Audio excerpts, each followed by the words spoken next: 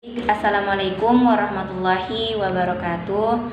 Perkenalkan, nama saya Anita Dewi, NPM 720112911, dari kelas Administrasi Publik B, semester 2. Di sini saya ingin menyelesaikan tugas akhir semester 2, mata kuliah Hukum Administrasi Negara, di mana dosen pengampunya itu Bapak Imam Hidayat.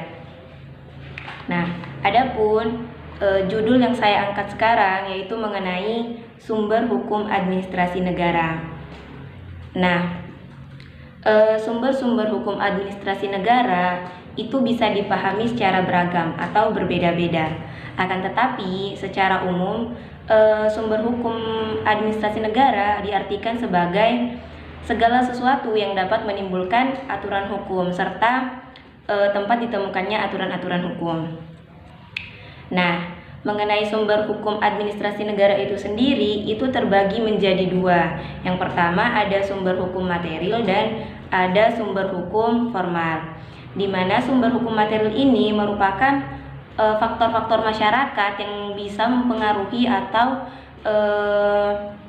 bisa menimbulkan secara langsung ekspresi yang dihasilkan oleh masyarakat itu sendiri, seperti mempengaruhi pembentukan hukum, baik itu pengaruh terhadap pembuatan undang-undangnya, terhadap keputusan hakim, atau yang lain sebagainya.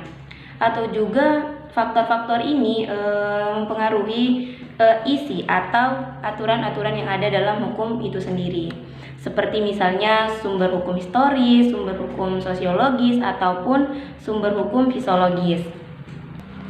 Nah, yang kedua sumber hukum formal, di mana sumber hukum formal ini adalah berbagai bentuk aturan hukum yang ada di Indonesia.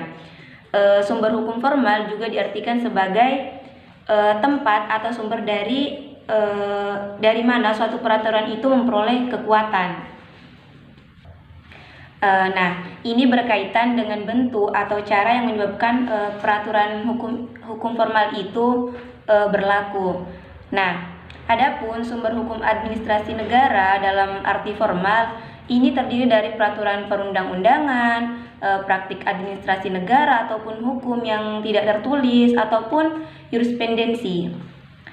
Nah, selanjutnya mengenai sumber hukum administrasi negara. Yang menjadi sumber hukum administrasi negara itu sendiri ada beberapa. Yang pertama ada Pancasila, undang-undang, praktek administrasi negara ataupun konvensi, jurisprudensi, dan doktrin atau anggapan para ahli. Nah, undang-undang yang dijadikan sebagai sumber hukum secara formil adalah undang-undang dalam arti material, sebab ada bentuk peraturan yang mempunyai kekuatan mengikat kepada masyarakat dan dapat dijadikan sebagai sumber hukum administrasi negara. Nah, mengenai sumber hukum administrasi negara yang kedua itu ada Pancasila sebagai sumber hukumnya. Nah, kita sebagai warga negara Indonesia pasti sudah tahu tujuan utama dirumuskannya Pancasila itu adalah sebagai dasar negara Republik Indonesia. Oleh karena itu, fungsi pokok Pancasila sebagai dasar negara itu didasarkan pada ketetapan MPRS nomor 20, di mana di situ menjelaskan bahwa Pancasila sebagai sumber dari segala hukum atau sumber tertib hukum. Nah, kemudian mengenai Pancasila sebagai sumber dari segala hukum itu sendiri dijelaskan kembali pada MPR nomor 3. Yang menjelaskan dalam Undang-Undang Pasal 1 Ayat 3 yang menyatakan bahwa sumber hukum dasar nasional itu adalah Pancasila.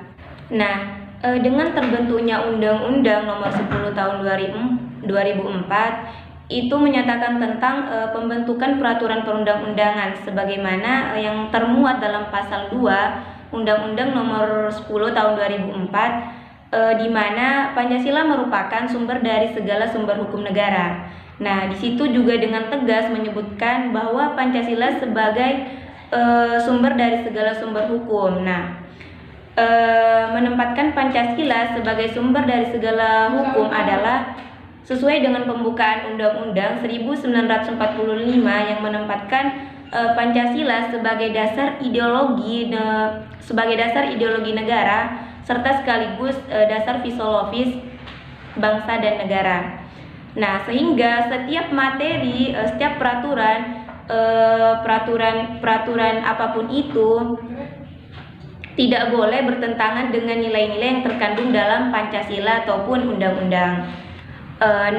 Jadi bisa disimpulkan bahwa setiap peraturan yang dibuat oleh lembaga-lembaga besar, baik itu pemerintahan, desa, daerah ataupun kecamatan, itu tidak bisa bertentangan dengan Pancasila dan undang-undang.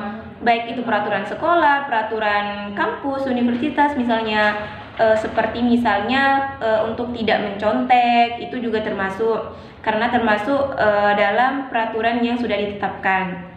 Nah, mungkin hanya itu yang dapat saya sampaikan atau yang dapat saya presentasikan. Kurang dan lebihnya mohon maaf. Wassalamualaikum warahmatullahi wabarakatuh.